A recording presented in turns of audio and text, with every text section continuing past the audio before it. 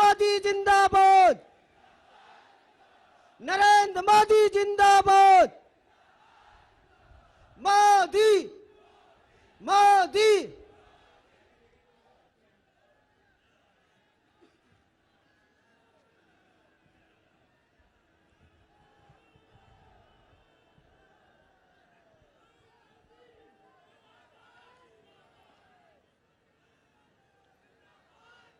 विंध्याचल माई की जय, विंध्याचल माई की जय। माई के सेवकों को प्रधान सेवक का प्रणाम।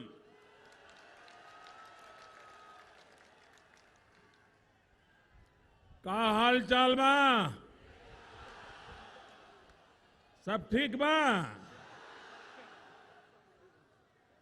इना त सपा बसपा बहुत दिन से बा, तब और रोड बा कि नहीं बा? इना से बालू गिट्टी तब बहुत गा कुछ औ बहु भवा कि नहीं? मंच पर विराजमान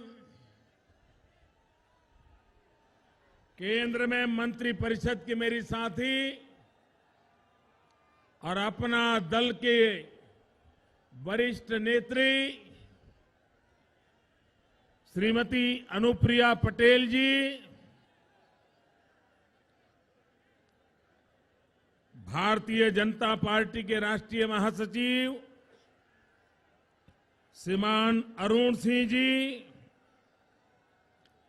संसद में मेरे साथी किसान मोर्चा के राष्ट्रीय अध्यक्ष और मेरे छोटे भाई श्रीमान बीरेंद्र सिंह जी, सांसद श्रीमान छोटेलाल खरवार जी, मिर्जापुर जिला अध्यक्ष श्रीमान बालेंदुमणि त्रिपाठी जी, हमारे वरिष्ठ नेता पार्टी के पूर्व अध्यक्ष मेरे मित्र श्रीमान ओम प्रकाश सिंह जी, सोनभद्र जिला अध्यक्ष श्रीमान अशोक मिश्र जी, श्रीमान सुरेंद्र सिंह, श्रीमान हैशिला प्रसाद पाठक जी, श्रीमान गंगा सागर दुबे जी, डॉक्टर सरजीत सिंह डांग, श्रीमान राम सकल जी, श्रीमान जयप्रकाश चतुर्वेदी जी, श्रीमान रामचंद्र मिश्र जी, श्रीमान मोहितोष नारायण जी, श्रीमती राजकुमारी खत्री जी, श्रीमान हरिश्चंद्र श्रीवास्तव जी, श्रीमान चंद्रमोहन जी, श्रीमान रमाकांत जी पटेल, और इस चुनाव में भारतीय जनता पार्टी के उम्मीदवार रॉबर्ट्सगंज से श्रीमान भूपेश चौबे जी, भूपेश जी यहां पधारिए मेरे पास, मिर्जापुर से श्रीमान रत्नाकर जी, मजवा से सुचिस्मिता मौर्य जी, ओरिया से दीनानाथ भास्कर जी, गोरावल से अनिल मौर्य जी, भदोई से श्रीमान रविंद्र तिवारी जी, चुनार से श्रीमान अनुराग सिंह, ओबरा से श्रीमान संजीव कुमार गौड़ जी, ज्ञानपुर से श्रीमान महेंद्र बिन जी, मडिहान से श्रीमान रमाशंकर पटेल जी, और हमारा साथी दल अपना दल के वरिष्ठ नेता और उम्मीदवार श्रीमान राहुल प्रकाश कौल जी, दुधवी से श्रीमान हरिराम चेरो जी, और विशाल संख्या में पधारे हुए मिर्जापुर के मेरे प्यारे भाइयों और बहनों,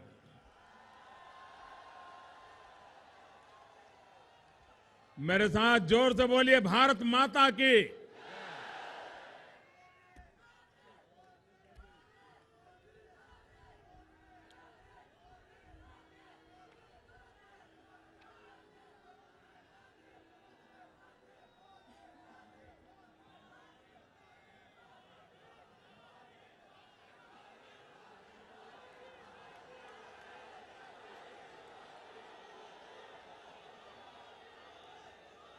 भाइयों बहनों,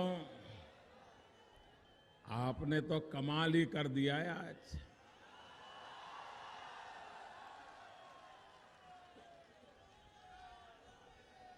उत्तर प्रदेश में जहां भी जाता हूं, एक से बढ़कर एक रैलियां हो रही है।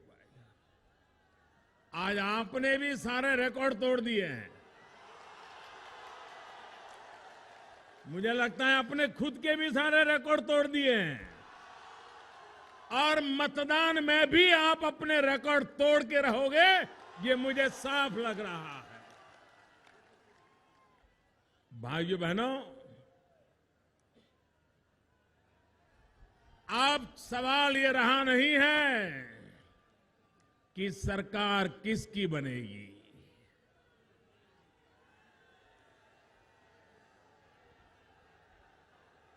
अखबार देख लीजिए, टीवी देख लीजिए, चुनाव सभाएं देख लीजिए, हर छोटे मोटे नागरिक का इंटरव्यू देख लीजिए।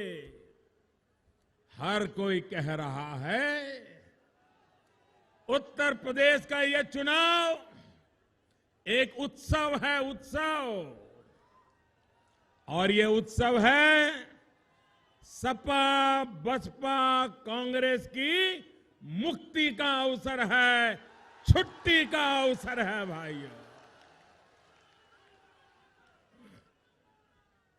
भाइयों बहनों, उत्तर प्रदेश हिंदुस्तान का इतना बड़ा राज्य है, अगर वह एक अलग देश होता तो जनसंख्या के हिसाब से दुनिया का 5वां देश कहा जाता। इतना बड़ा हमारा उत्तर प्रदेश है। अगर उत्तर प्रदेश आगे बढ़ जाए, अगर उत्तर प्रदेश से गरीबी मिट जाए, अगर उत्तर प्रदेश से बेरोजगारी मिट जाए, अगर उत्तर प्रदेश से बीमारी मिट जाए, भाइयों बहनों, हिंदुस्तान के किसी कोने में गरीबी के लिए कुछ भी फिर करने की जरूरत नहीं पड़ेगी। हिंदुस्तान अपने आप आगे बढ़ जाएगा। अकेला उत्तर प्रदेश पूरे हिंदुस्तान को आगे ले जाए, इतनी ताकत रखता है। और इसलिए भाइयों बहनों, ये चुनाव कौन विधायक बने कौन न बने, कौन दल जीते कौन दल न जीते, सरकार इसकी बने या उसकी बने, इस मुद्दे पर चुनाव नहीं रहा है। आज तो चुनाव इस बात का है कि उत्तर प्रदेश के नौजवानों का भविष्य सुनिश्चित कौन करेगा। आज चुनाव इस बात पे है कि उत्तर प्रदेश की बहन बेटियों की सुरक्षा की गारंटी कौन देगा। ये चुनाव इस बात पे है कि गरीबों को गरीबी से मुक्त कराने का ईमानदार प्रयास कौन करेगा, इसका फैसला करना। भाइयों बहनों, वादे बहुत हुए, जात पात के भेद बहुत हुए, अपने परायों के खेल बहुत हुए, अगर हमें उत्तर प्रदेश को बदलना है तो हम उत्तर प्रदेश एक है, हम उत्तर प्रदेश आगे बढ़ने के लिए तैयार है। इसी मंत्र को लेकर के सबका साथ सबका विकास।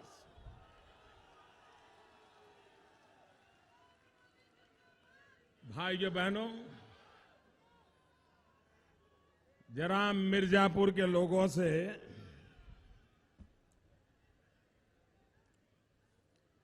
मिर्जापुर के लोगों से एक दो सवाल पूछना चाहता हूं। पूछ लूं? आप सही बताओगे ना? जो सही है वो बताना, गलत मत बताना। सिर्फ मुझे खुश करने के लिए मत बताना। बताओगे? जब यहां उत्तर प्रदेश में सपा सरकार थी, उसके पहले बसपा की सरकार थी, उसके पहले सपा की सरकार थी, मुलायम सिंह जी मुख्यमंत्री थे। 13 साल पहले कितने कितने कितने भैया? 13 साल पहले श्रीमान मुलायम सिंह जी ने बरेली और मिर्जापुर के बीच गंगा जी पर भटौली पुल के निर्माण की आधारशिला रखी थी क्या? रखी थी क्या? आधारशिला मुलायम सिंह जी ने रखी थी। 13 साल हो गया। पुल तो बहुत अच्छा बना होगा। नहीं बना होगा। नहीं बना होगा। अरे मुख्यमंत्री जी कह रहे काम बोल रहा है तो कुछ तो होगा। नहीं हुआ। अब ये काम बोल रहा है कि कारनामा बोल रहा है? काम बोल रहा है कि कारनामा बोल रहा है? भाइयों बहनों, मुलायम सिंह जी ने एक और ब्रिज का भी शिलान्यास किया था, चुनाव पुल का। हो गया क्या? हो गया क्या? आपने हमारे देश में गरीब से गरीब इंसान हो, गरीब से गरीब, लेकिन अगर पिताजी ने कोई वादा किया हो, कोई काम किया हो, तो बेटा कर्ज करके भी पिता का काम पूरा करता है कि नहीं करता है? करता है कि नहीं करता है? बेटा बाप के किए हुए कामों को कभी अधूरा छोड़ता है क्या? भाइयों बहनों, ऐसे कैसे लोग हैं जो बातें काम की करती हो, लेकिन अपने पिता के इरादों को भी पूरा न करते हो, वो जनता जनार्दन का भला क्या करेंगे? भाइयों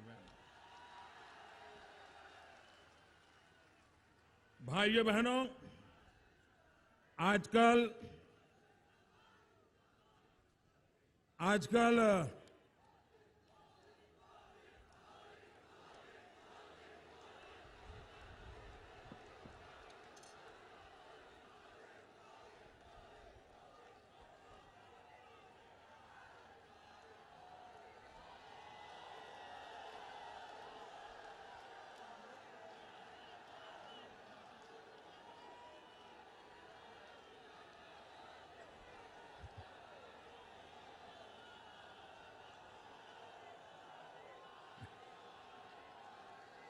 भाइयों बहनों, ये आपका प्यार मैं कभी भूल नहीं सकता हूं।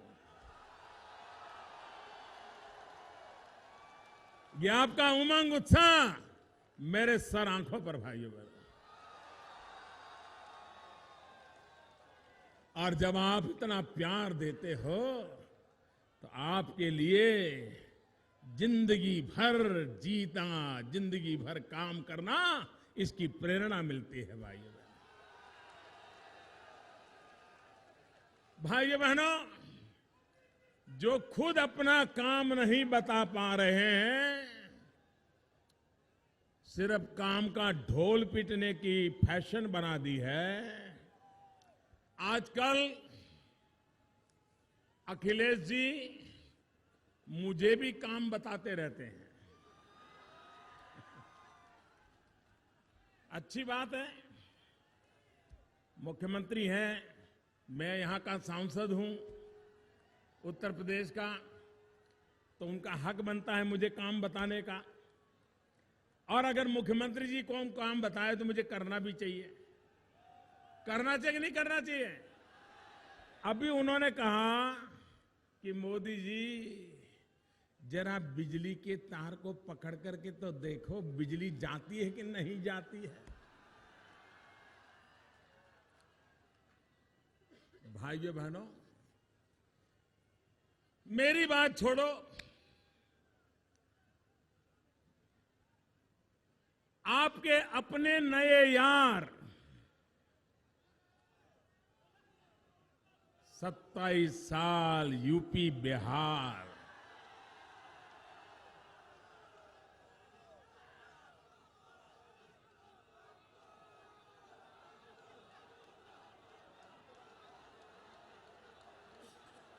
ऐसे गले लगते हैं, ऐसे गले लगते हैं। भाइयों बहनों,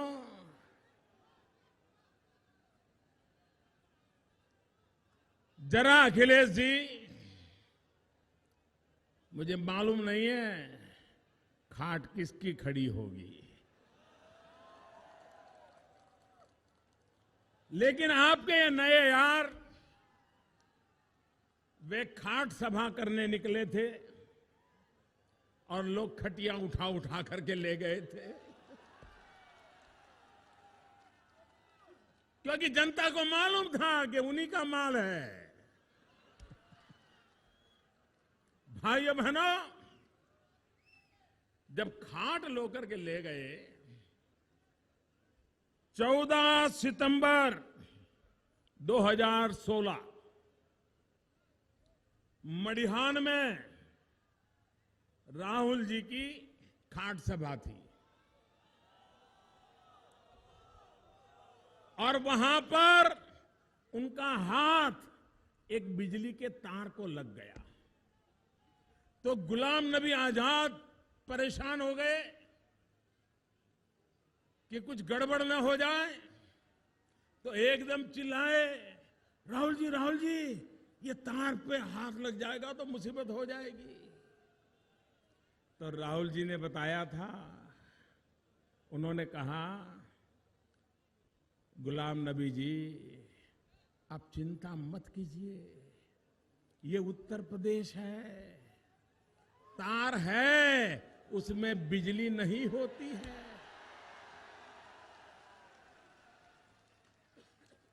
ये 14 सितंबर 2016 का आपके इस नए यार का इसी मिर्जापुर इलाके में इकरार किया गया बयान है। क्या अब मुझे तार को छूने की जरूरत है? क्या मुझे छूने की जरूरत है कि नहीं है? लेकिन अखिलेश जी, अब उत्तर प्रदेश की जनता ने ऐसा तार बिछा के रखा है, ऐसा तार बिछा रखा है कि 11 मार्च को सपा, बसपा, कांग्रेस तीनों को करंट लगने वाला है, तीनों को। ये जनता की ताकत का तार है, जनता की ताकत की ऊर्जा है। आप लोगों ने 15 साल तक जो इस प्रजा को परेशान किया है, लूटा है, उसका जवाब 11 मार्च को मिलने वाला है। आप पक्का करके ले लीजिए। भाइयों बहनों,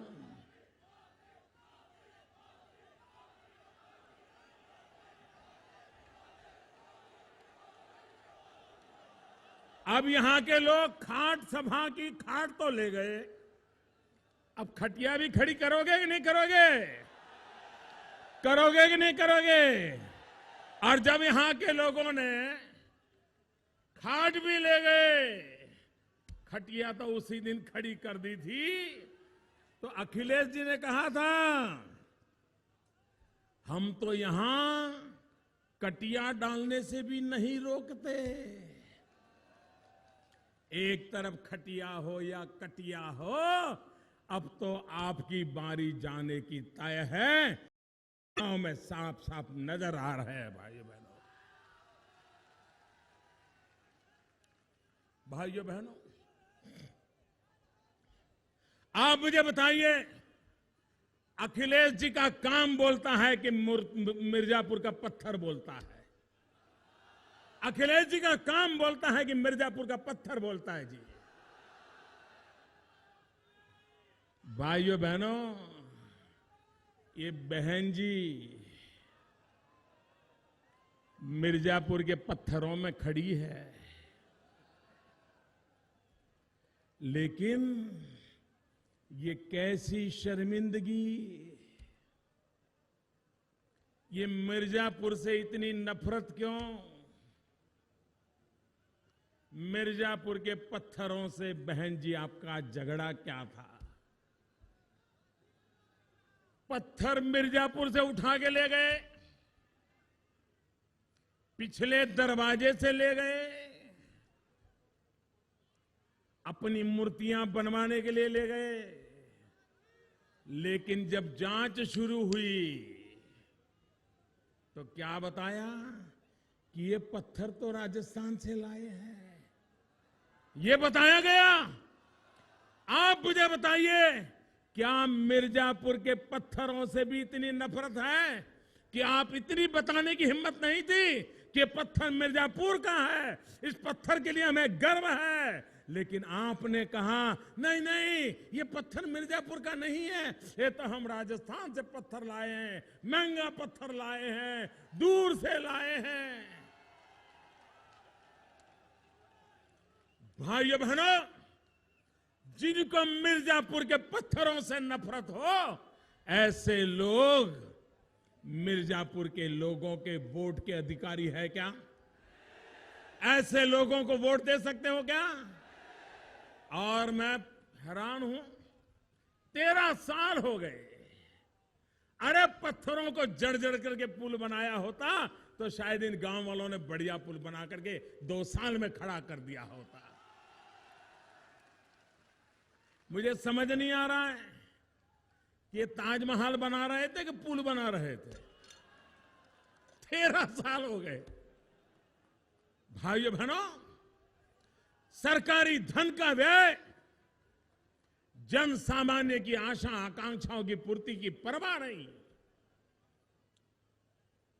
आप मुझे बताइए, यही पुल सैफई के आसपास बनाना होता तो क्या होता? 13 साल इंतजार करना पड़ता क्या?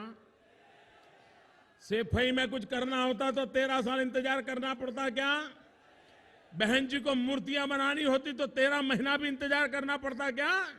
ये आप लोग हैं जिसके कारण 13 साल तक आपकी सूंघ नहीं ली जाती। ऐसे लोग गुनहगार हैं आपके।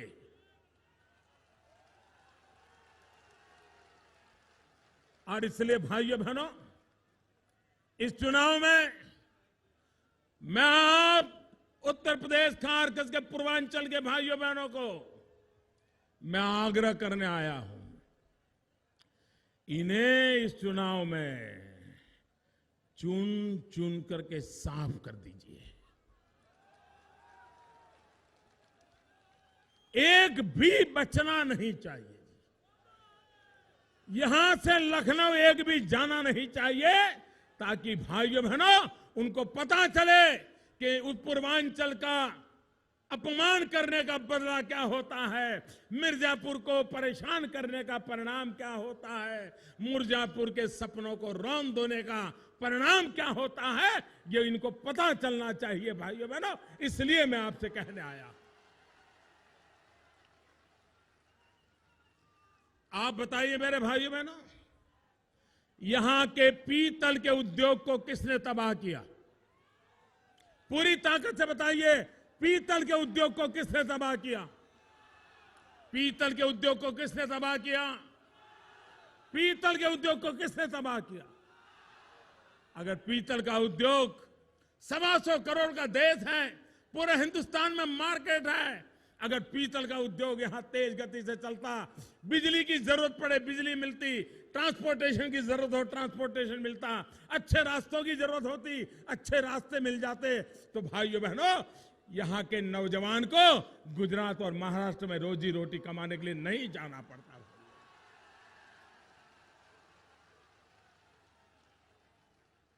यहां के नौजवानों को बेरोजगारी की मार नहीं झेलनी पड़ती।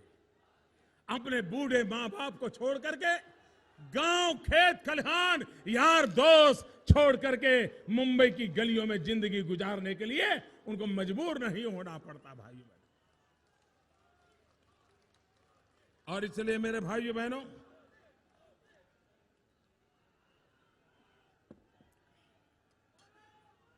आप मुझे बताइए, यहां का होनहार नौजवान होनहार,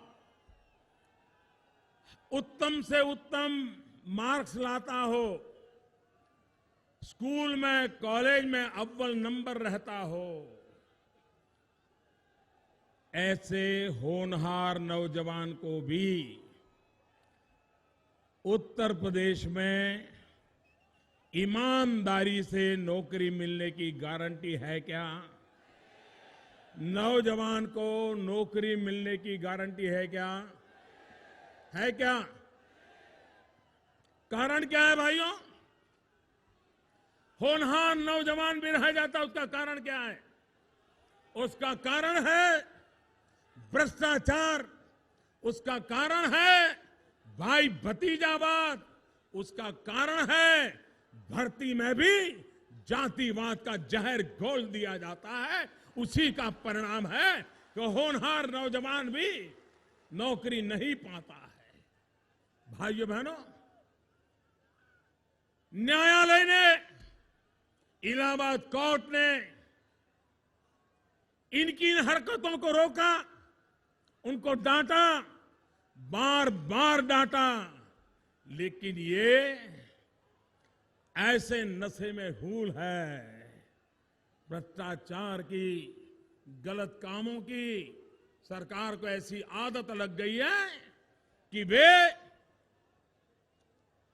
भाइयों बहनों, अब आप आगे नहीं बढ़ पाओगे। कृपया करके आप जहां हैं वहीं रहिए भैया।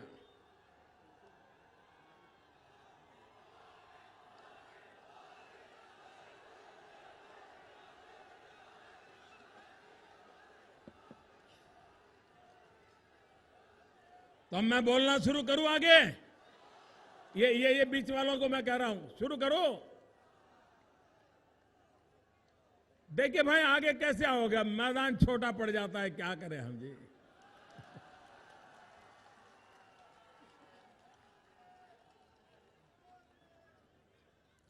भाइयों बहनों, उत्तर प्रदेश को हर चीज का रेट लगा है। अगर थाने में शिकायत दर्ज करनी है तो इतना देना पड़ेगा, शिकायत दर्ज नहीं होने देनी है इतना देना पड़ेगा, नौकरी चाहिए इतना देना पड़ेगा, सरकार की पेंशन स्कीम का लाभ लेना है इतना देना पड़ेगा, राशन कार्ड निकालना है इतना देना पड़ेगा। रेट चलता है कि नहीं भाइयों?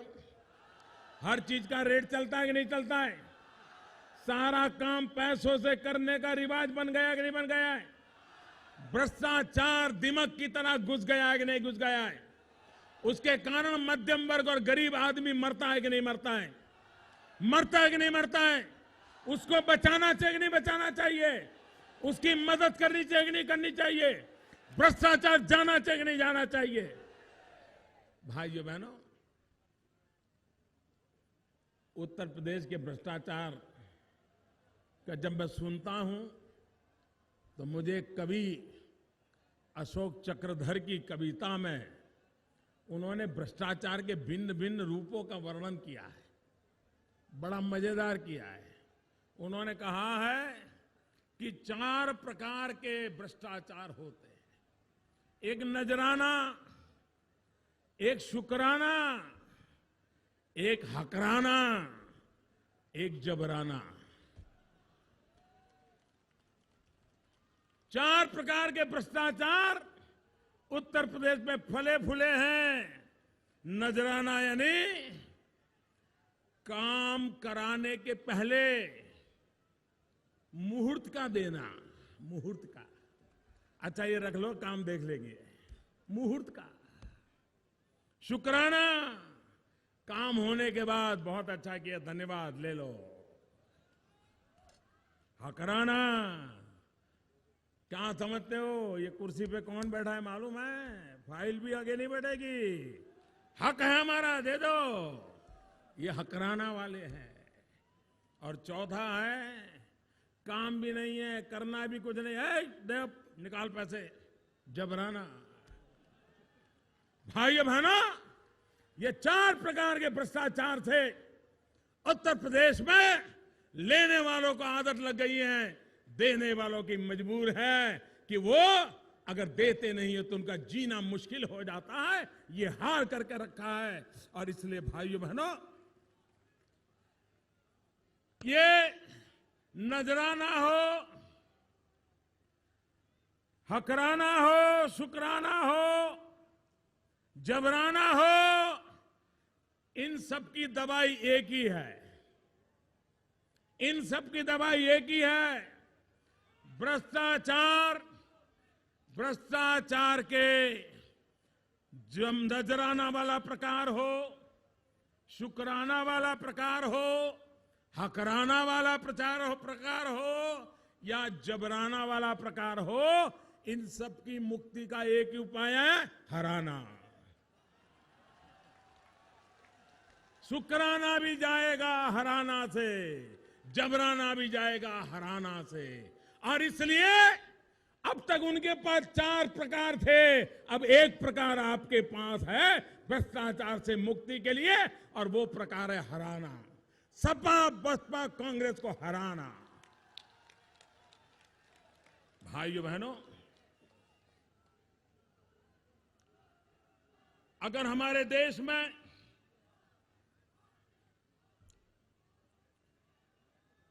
ये हमारी विंध्याचल की भूमि काशी के पास है, ये टूरिज्म का कितना बड़ा क्षेत्र बन सकता है, पर्यटन के कितने बड़े अवसर यहां पैदा हो सकते हैं। लेकिन भाइयों बहनों, यहां एक ऐसी सरकार है जिसे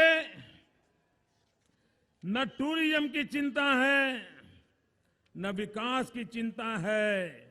और भाइयों बहनों, टूरिज्म तो ऐसा उद्योग है, ऐसा सरल उद्योग है कि आप कम से कम पैसों से ज्यादा कमाई कर सकते हो। और चीजों में ज्यादा पूंजी लगती है, टूरिज्म में ज्यादा पूंजी नहीं लगती। अगर टूरिस्ट आने लग जाए तो फूल बेचने वाला भी कमाएगा, प्रसाद बेचने वाला भी कमाएगा, बिस्किट बेचने वाला भी कमाएगा, चॉकलेट बेचने वाला कमाएगा, ऑटो रिक्शा वाला कमाएगा, टैक्सी वाला कमाएगा, अरे चाय वाला भी कमाएगा।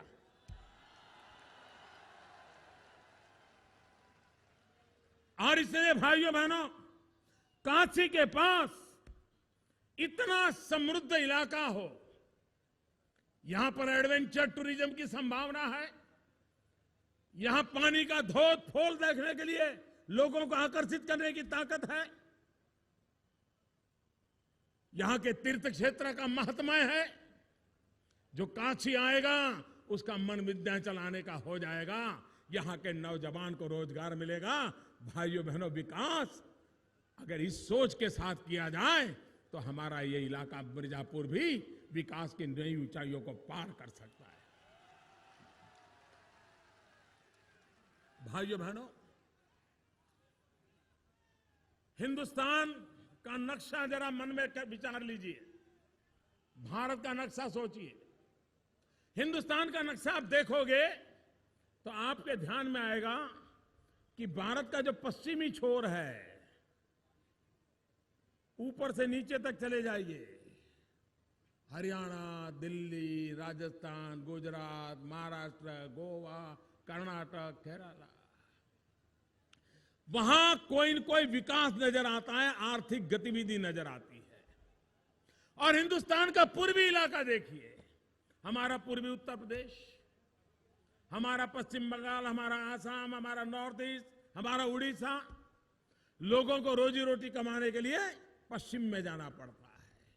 यहां पानी विपुल मात्रा में है, यहां खनिज संपदा विपुल मात्रा में है, यहां मानव संपदा शक्तिशाली है, लेकिन सरकार सही नहीं होने के कारण ये सब कुछ तबाह हो गया है, बर्बाद हो गया।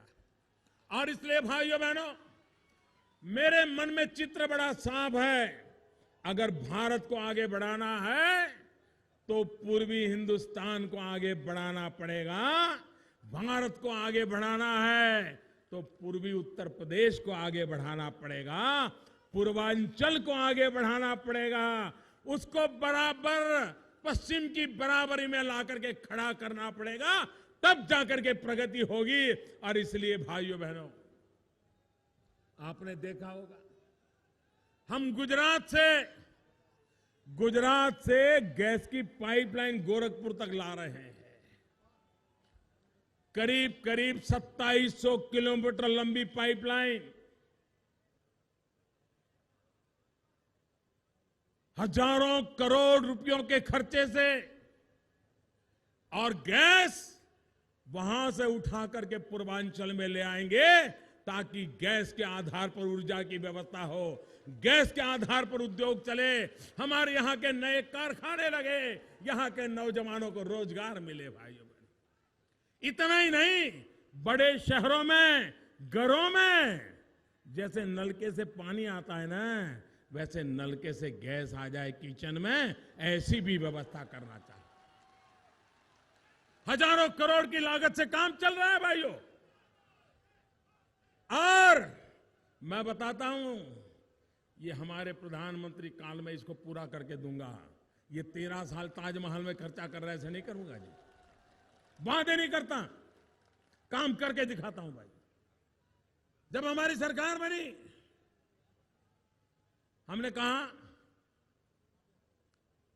आजादी के 70 साल हो गए, क्या कारण है कि हमारी मां बहनों को शौच जाना हो, शौच, तो भी वो चिंतित होती है।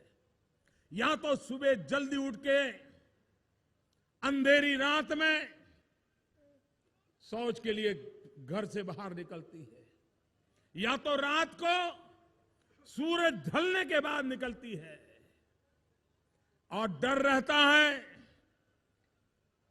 कहीं जंगल में जाते समय कोई गड़बड़ न हो जाए। क्या हमारी मां बहनों के लिए, गरीब मां के लिए एक शौचालय नहीं होना चाहिए? क्या हमारी मां बहनें आजादी के 70 साल के बाद सम्मान की जिंदगी न जी सके? भाइयों बहनों, लाल किले पर से बड़ी बड़ी बातें तो 50 साल से लोग सुनते आए। मैंने कहा, मैं तो भाई मेरी मां बहनों, गरीब मां बहनों के लिए शौचालय बनाना चाहता हूं। लोग मेरी मजाक उड़ा रहे थे, लेकिन आज हिंदुस्तान में करोड़ों परिवारों में शौचालय बनाने का काम चला। शौचालय बने, शौचालय बने वालों को रोजगार मिला। भाइयों बहनों, काम अगर तय करें तो समाज भी हमारे साथ चलने के लिए तैयार होता है। और इसलिए मेरे भाइयों बहनों, आपने देखा होगा, मैंने एक बार लाल किले से देश के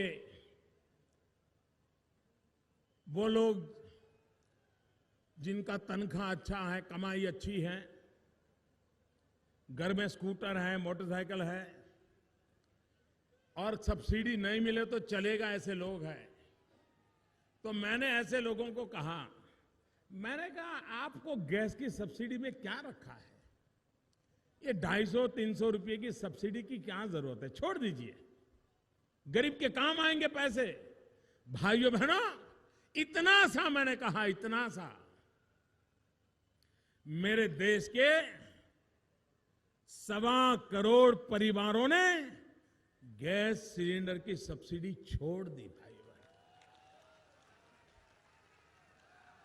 जब सामान्य इंसान को ईमानदारी का एहसास होता है तो हिंदुस्तान का नागरिक सरकार से भी 10 कदम आगे जाने के लिए तैयार होता है। उसे एक बार ईमानदारी का एहसास होना चाहिए।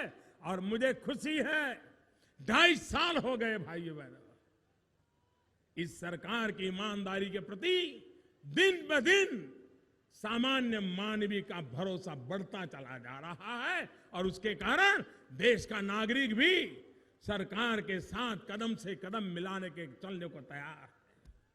और तब मैंने लाल किले से कहा था कि आने वाले 3 साल में 5 करोड़ गरीब परिवार, 5 करोड़ गरीब माताएं जिनके घर में लकड़ी का चूल्हा जलता है, लकड़ी के चूल्हे से खाना पकाती है। भाइयों बहनों, जब एक मां लकड़ी के चूल्हे से आग लगा करके खाना पकाती है तो पूरा घर धुएं से भर जाता है। और उस मां के शरीर में दररोज प्रतिदिन 400 सिगारेट का धुआं उस मां के शरीर में जाता है।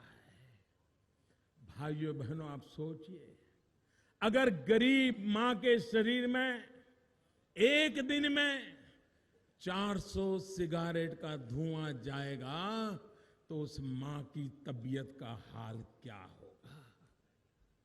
क्या इन हमारी माताओं को ऐसे ही मरने देना? क्या वो गरीब है, वो उसका गुनाह है क्या? क्या ये सुख सुविधा अमीरों के लिए है क्या? सरकार गरीबों के लिए होनी चाहिए कि नहीं होनी चाहिए? सरकार ने गरीबों के लिए काम करना चाहिए कि नहीं करना चाहिए? भाइयों बहनों, गरीबों की बातें करने वाली सरकारें बहुत आगे गई हैं। ये सरकार है जो गरीबों के लिए है। और इसलिए है कि मुझे गरीबी देखने के लिए किताबें नहीं पढ़नी पड़ती, गरीबी समझने के लिए मुझे किसी झुग्गी झोपड़ी में कैमरा लेकर के यात्रा नहीं करनी पड़ती। मैं तो गरीबी में पैदा हुआ हूं, गरीबी में पला हूं, गरीब मां के हाथों से खाना खाया है, इसलिए मुझे पता है गरीबी क्या होती है। भाइयों बहनों, हमने बीड़ा उठाया समय पे काम कैसे होता है। अब तक करीब करीब 1.80 करोड़ परिवार, 3 साल में मैंने 5 करोड़ परिवार कहा है। अभी तो योजना को 11 महीने भी नहीं हुए हैं। 1.80 करोड़ गरीब परिवारों के घर में सामने से जाकर के गैस का चूल्हा दे दिया, गैस का कनेक्शन दे दिया, मुफ्त में दे दिया। भाइयों बहनों, गरीब के लिए काम कैसे होता है ये हमने करके दिखाया है। भाइयों बहनों,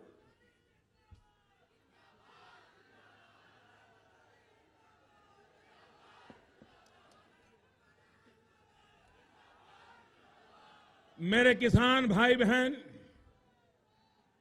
ये उत्तर प्रदेश, ये हमारा पूर्वांचल,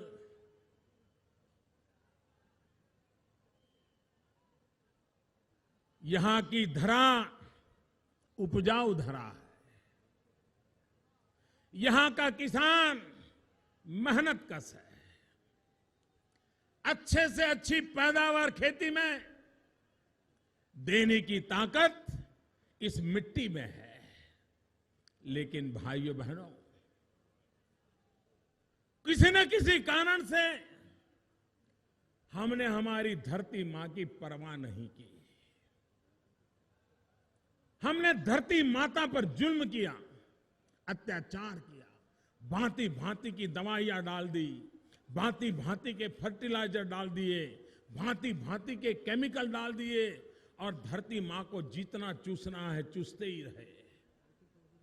हमारी धरती मां बर्बाद हो गई।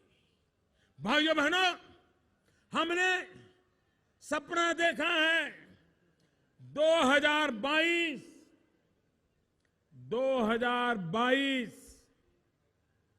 जब हिंदुस्तान की आजादी के 75 साल होंगे, हिंदुस्तान की आजादी के 75 साल होंगे, तब 22 आने तक हम हिंदुस्तान के किसानों की जो आय है, कमाई है, वो डबल करना चाहते हैं भाइयों, डबल करना चाहते हैं। ये हमारा सपना है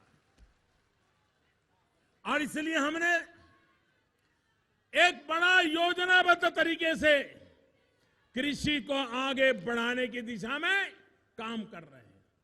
सबसे पहले काम, और इसलिए भाइयों बहनों, हमने पूरा बीज से लेकर के बाजार तक पूरा उसका खाका तैयार किया है, रोड मैप बनाया है। बीज से लेकर के बाजार तक किसान की पैदावार का क्या होगा, किसान की पैदावार कैसे बढ़ेगी, इसके लिए सरकार योजनाबद्ध तरीके से कंधे से कंधा मिला करके उससे साथ काम कर रही है। अगर हम बीमार हो जाते हैं तो डॉक्टर कहता है ब्लड टेस्ट करवाइए, यूरिन टेस्ट करवाइए, थूक का टेस्ट करवाइए, पेशाब का टेस्ट करवाइए, रक्त का, लहू का टेस्ट करवाइए। सब रिपोर्ट आने के बाद वो कहता है ये बीमारी है, ये दवाई लेनी है, ये नहीं लेनी है, ये खाना है, ये नहीं खाना है। जब तक टेस्ट नहीं होता है भाइयों बहनों, वो आजकल डॉक्टर दवाई नहीं देता है। जैसे शरीर का है वैसे ही ये हमारी धरती माता का भी है। जैसे शरीर के टेस्ट होते हैं वैसे धरती माता के इस मिट्टी के भी लेबोरेटरी में टेस्ट होता है। और इसलिए हमने सॉइल हेल्थ कार्ड निकाला। हर किसान के खेत की मिट्टी का नमूना लेकर के उसका परीक्षण करना, उस खेत में कोई बीमारी है क्या, धरती माता में कोई कमी है क्या, किस फसल के लिए वो मिट्टी ज्यादा उपयोगी है, कौन सी दवाई चलेगी, कौन सी नहीं चलेगी, कौन सा केमिकल फर्टिलाइजर चलेगा, कौन सा नहीं चलेगा, ये सारा रिपोर्ट उसमें आता है। फिर हम किसान को बताते हैं देखो भाई, तुम आज तक तो ये फसल करते थे, लेकिन अच्छा होगा तुम्हारी जमीन में इस फसल के लिए ज्यादा ताकत है, अगर तुम ये फसल करोगे तो तुम्हारी पैदावार बढ़ेगी। हम बीज अच्छा मिले, जमीन की हिफाजत, बीज अच्छा मिले, इसके लिए सरकार निगरानी रखती है। छोटे से छोटे गांव तक सर्टिफाइड बीज मिले, इसके लिए सरकार व्यवस्था करती है। पानी, किसान को पानी मिल जाए तो किसान मिट्टी से सोना पैदा कर सकता है। यह ताकत होती है किसान में। नदियों में पानी है, बांध में पानी है, लेकिन खेत तक पानी पहुंचता नहीं है। हमने हजारों करोड़ रुपया लगा करके प्रधानमंत्री कृषि सिंचाई योजना के तहत खेतों तक पानी पहुंचाने का बड़ा अभियान चलाया है।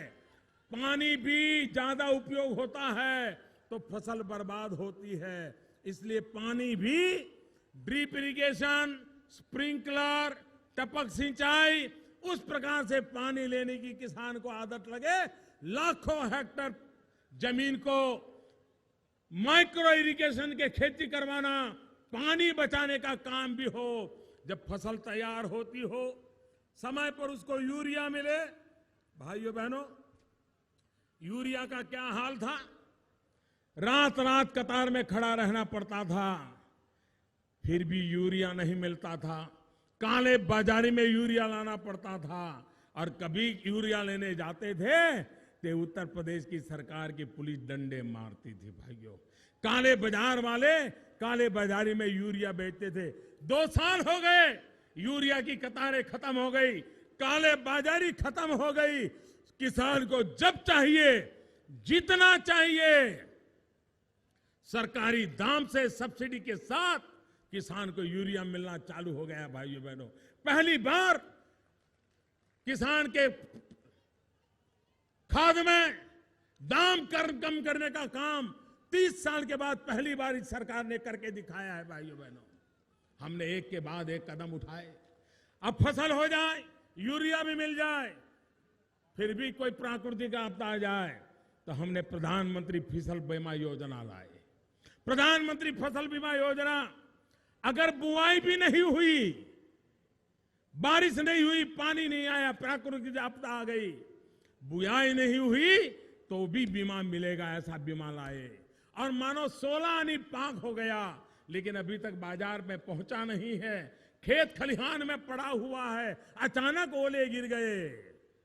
और फिर भाइयों बहनों, बनी बनाई पकी पकाई फसल बर्बाद हो जाए, किसान कहां जाएगा? हम ऐसी प्रधानमंत्री फसल बीमा योजना लाए हैं कि अगर पाक तैयार होने के 15 दिन के भीतर भीतर अगर खलिहान में पाक पड़ा है और अगर कोई प्राकृतिक आपदा आ गई, आंधी आ गई, बारिश आ गई, ओले गिर गए, तो उसका भी बीमा मिल जाएगा। मेरे किसान को तबाह नहीं होने दिया जाएगा। यह काम हमने किया। लेकिन भाइयों बहनों, आपके पड़ोस में मध्य प्रदेश है, आपके पड़ोस में छत्तीसगढ़ है, आपके पड़ोस में झारखंड है। उन राज्यों में प्रधानमंत्री फसल बीमा योजना का लाभ आधे से अधिक किसानों ले चुके हैं। लेकिन ये उत्तर प्रदेश में काम नहीं कारनामे वाली सरकार का हाल देखो, सिर्फ 14% किसानों ने ये फसल बीमा का फायदा उठाया। आप मुझे बताइए भाइयों बहनों, अगर ऐसा ही करोगे तो किसान को कौन मदद करेगा? और इसलिए भाइयों बहनों, मैं उत्तर प्रदेश भारतीय जनता पार्टी के भाइयों बहनों को बधाई देता हूं। मैं उत्तर प्रदेश भाजपा के नेतृत्व को बधाई देता हूं कि उन्होंने इस बार एक अहम फैसला किया है, अहम फैसला किया है। और उन्होंने कहा है कि जो छोटे किसान हैं, जिनका फसल का कर्ज है, भारतीय जनता पार्टी की सरकार बनने के बाद किसानों का कर्ज माफ कर दिया जाएगा।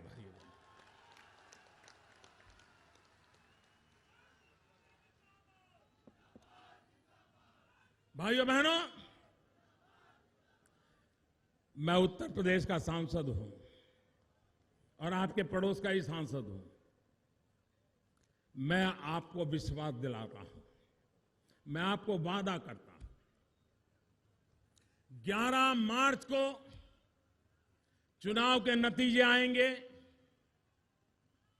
भारतीय जनता पार्टी का अभूतपूर्व भव्य विजय होगा।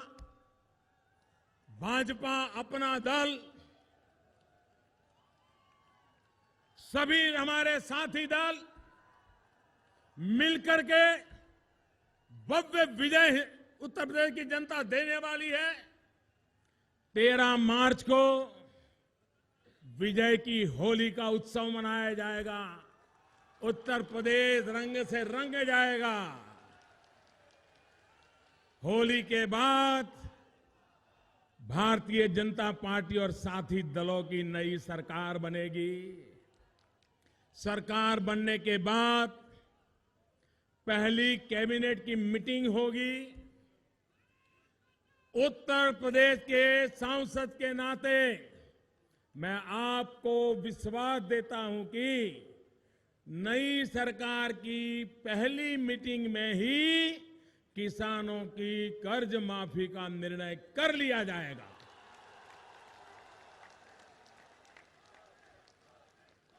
भाइयों बहनों, आज किसान बाजार में जाता है, दाम जितने मिलने चाहिए मिलते नहीं। सरकार जो समर्थन मूल्य तय करती है, उत्तर प्रदेश की सरकार खरीदती नहीं है। हमने योजना बनाई इनाम, ई मार्केट। अब किसान अपने मोबाइल पर हिंदुस्तान की किसी भी मंडी में अपना माल बेच सकता है, जो चाहे वो दाम से बेच सकता है। कोई बिचौलिया नहीं होगा, कोई किसान को तबाह नहीं कर सकेगा। कहने का तात्पर्य यह है भाइयों, हम कृषि को इतनी ताकत देना चाहते हैं कि सबसे ज्यादा रोजगार की संभावना कृषि में है।